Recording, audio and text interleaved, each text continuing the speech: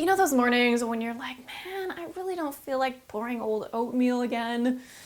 Or it's Sunday and you want to make something for brunch, but you don't want to spend a lot of time doing it. I've got just the thing for you today. So start with an apple, just quarter it, get the core out, and then chop. Leave the skin on for this because it adds color and texture, and a lot of the nutrients of apples are in the skin. I like to cut it into small little bite-sized pieces like so. Then you want to heat a small pan. Put a small amount of water in there. Stir them around a bit so they all get a little bit of contact with the heating surface of the bottom of the pan. I'm stirring this with the spoon that I'm going to eat breakfast with, so I can minimize dishes I have to wash later. Check them bubbling away. So give them a stir every so often. You're looking to soften these apples just a little bit. This is nice to do in the winter when it's cold out. You can make nice warm breakfast. And if you want to, you can put the lid on. That will essentially steam bake these apples. So they'll cook faster and the water won't evaporate quite as much. Or if you want them to be a little bit crispier, then just keep an eye on them and add a little bit of water every time it starts to run out. Once they start to soften just a little bit, then what we're going to do is add just a spoonful of coconut sugar. See the Mary Poppins reference I did there? Yeah. Use more or less as you wish. That was maybe a little bit too much for this size of apple, but hey, sometimes we need a little sweetness in our lives. So get that little bit of sugar on there. Once they've softened up slightly, the sugar will actually help the apples cook a little bit. And then I'm going to sprinkle a little bit of cinnamon and a tiny little bit of nutmeg. Nutmeg is a pretty powerful spice, so don't use too much.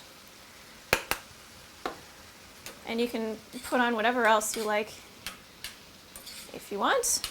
Allspice, cloves, ginger is lovely with apples in the morning. So just toss those around to coat, and then we're going to let them soften and cook down a little bit more. So you can see that the apple pieces are shrinking as they cook. The water is evaporating out of them. It also means that the cell wall of the cells in the apple is breaking down a little bit, so the fiber is not quite as rough and we can absorb more of the nutrients in these apples. Now once you get the sugar in there, you got to keep a really close eye because it will burn on the bottom of the pan. So just as soon as you see it dry out, just add a little bit of water. And just keep stirring every so often, not constantly, but just every so often to make sure the apples get contact with the heat at the different sides of these pieces of apple. So you can cook these as much or as little as you like. This is where I like them, about midway between raw and total mush. And then we bring the magic in. Squeeze of lemon juice.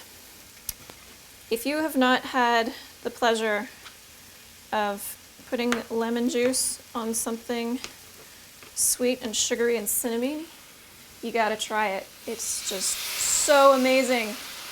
So just squeeze your lemon juice on there. Again, as much or as little as you like. That is not enough for me. I love lemon, so I'm gonna go big or go home. Get the seeds out. You can obviously use a citrus juicer if you want. It's just easier, but I like to keep it simple in the morning with my brain and the resulting dishes. So I just squeeze it and wash my hand. Give it a little stir, take it off the heat, and you are ready to roll. Oh, it looks so good. Oh, how amazing does that look? Yes. So, what are you gonna do with this apple cinnamon goodness? Okay, you can put it on top of your plain regular oatmeal. Pair it with some walnuts, really, really nice. You could make some French toast or pancakes, vegan versions, and put this on top. along with or instead of maple syrup. You could put this on just some regular toast, call it cinnamon apple toast. You can either just, regular toast it, or you can actually grill your toast in a pan with a little bit of coconut oil and cinnamon and then top it with this. Oh, so good. Or you can eat it by itself. Or, my last thought for today, get some almond or soy or coconut yogurt, top it with apples, and then put a little sprinkle of homemade granola on top. Yum! All right, so lots of options for this that you can do, anything from simple breakfast to fancier brunch. Hope you enjoy. Leave me a thumbs up if you like this video and the recipe. Leave me any comments and questions you have down below. Be sure to subscribe to my channel for new videos every week with vegan recipes, nutrition tips, and inspiration. And if you're interested in more recipes like this, you can check out my Veganook recipe club, meal plans, and cooking classes.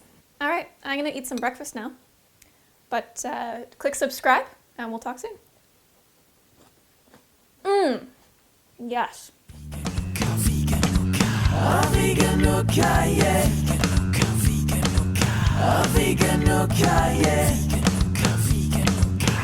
Veganooka, yeah. Veganooka, yeah.